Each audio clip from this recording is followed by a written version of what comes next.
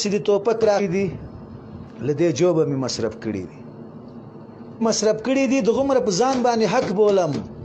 او دا حق صرف په ما نه په هر افغان باندې د دې وطن چې څوک په وطن ننګ نشي کولی څوک په سړکو په پلچکو په پانتونو په مکتبو په شپخانه او په سرباز چې څوک ننګ نشي کولی غول خوري چې هغه سړی ځان ته افغان ایسي او سړی په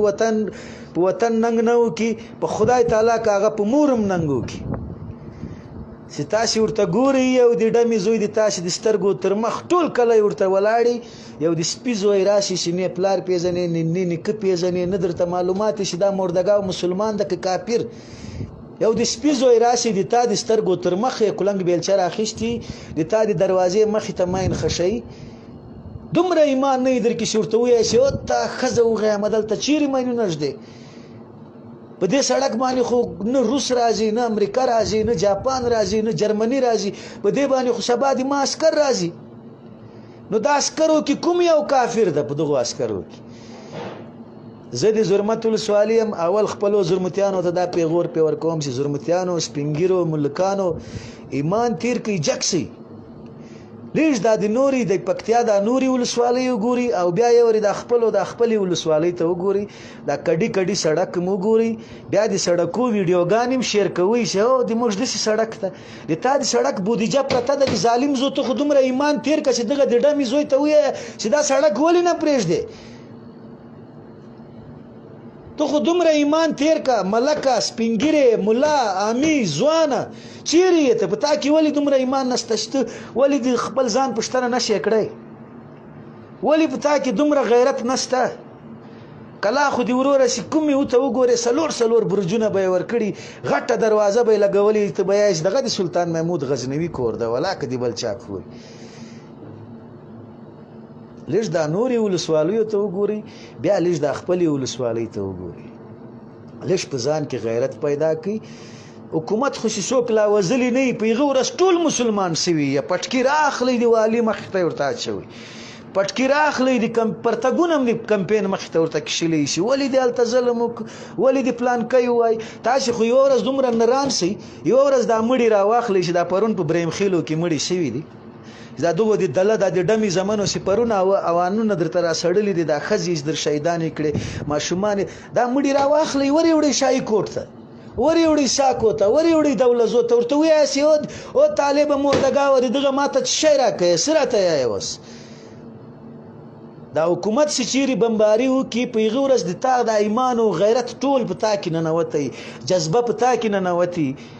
ګردیز ته ته خوسه یې وروره کمپین ته ته خوسه یې د ولسوالي مخې ته ته ولاړې دا د طالب مردګاو په مین باندې چې څوک وخیږي ته چاته ورغلی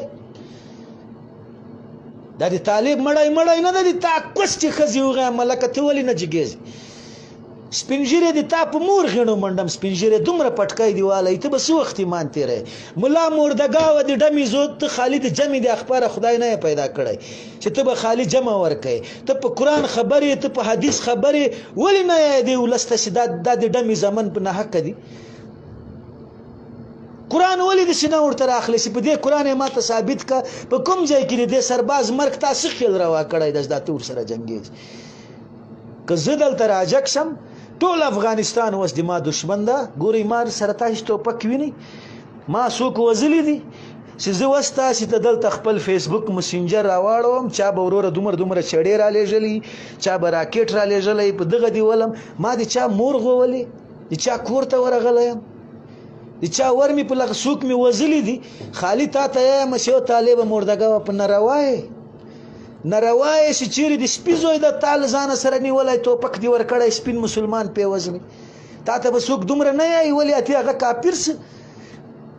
چې شپېته جایه مې حلال کې طالبه شپېته جایه مې چې حلال کې تر آخري سلګیه پورې به دغه درته یایم چې د تا هغه د دې غړانده ملا عمر مور لا وغیم چې هغه د شرعي نظام دعوه یې کړې وه او په خپله یې ځان نه حاضره و هېچا نه ولیدلی د ده ښځه د دې ملا عمر وغیم دلته به اوس ډېر ووایي چې دا کافر دا د تاسې غوندې مسلمان زه دا د غڼ برابر ولاکه بولم دا د تا ایمان د ما په دغه خچڼه ګوته کې د طالب د تا په خبره څوک کافر کیږي